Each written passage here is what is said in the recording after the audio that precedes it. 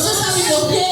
Porque ainda existem pessoas lá fora, em condições iguais a que eu estava e que você estava, necessitando serem resgatados. E Deus quer fazer de você um canal para alcançar essas vidas. Eu quero convidar você a ficar de pé rapidamente, em reverência à palavra do Senhor. Eu prometo que não, né? Porque a gente não pode ler todo.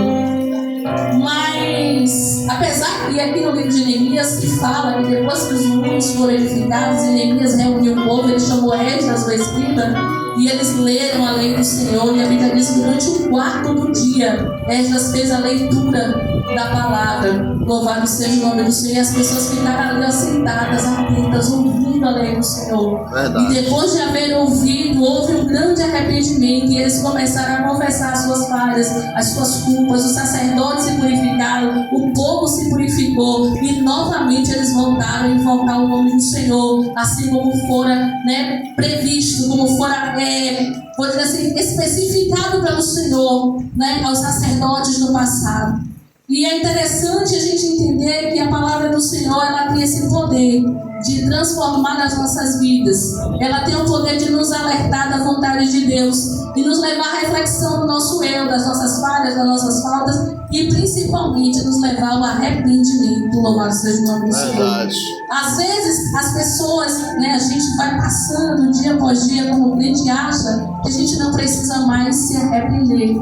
Mas todos os dias sempre falhamos, as nossas falhas, as nossas faltas. E eu não falo só do usual, né? Porque que as pessoas chamam, vão chamar de pecado original, mas do nosso dia a dia. Até a Bíblia diz que nos revela que nós falamos, nós erramos, pecamos no que fazemos e às vezes até no que deixamos de fazer. Porque a Bíblia diz que aquele que sabe fazer o bem e não faz, ele comete pecado.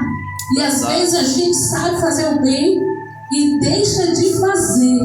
Acabamos pecando. Pastora, quando isso acontece, né? Às vezes a gente está tão magoado, tão chateado com o mundo, tão cansado de ver as coisas ao nosso redor e temos a oportunidade de fazer o bem. Aquele que te machucou, aquele que te magoou, aquele que te ofendeu, aquele que te destratou, seja no seu trabalho, na sua escola, na sua casa, o seu marido, no seu lar, o seu filho. E às vezes nós deixamos que a dureza da mágoa nos impeça de fazer o bem. Cometemos pecado quando fazemos isso. Né? O texto, o tema dessa festa, né, muito maravilhoso, muito escolhido, a restauração dos muros. E qual crente não precisa ser restaurado? Oh, Jesus. Qual de nós não precisa ser restaurado? Glória a Deus. Né? Quando nós pensamos em restauração de muros, às vezes não entendemos a profundidade do que Deus chamou Neemias para realizar. Eu já ouvi falar aqui nessa noite sobre a oração. Primeira coisa que a gente precisa ter em mente é que Neemias era um homem de oração. Graças a Deus. Neemias era um homem que tinha uma profunda comunhão com Deus e ele orava muito. O livro todo, são poucos capítulos, mas você vai ver que o livro relata pelo menos 10 orações. Começa com Neemias orando ao receber uma mensagem de como estava o seu povo sofrendo na sua terra. Ele faz uma pequena oração e é interessante porque Deus responde prontamente a pequena oração. Aleluia!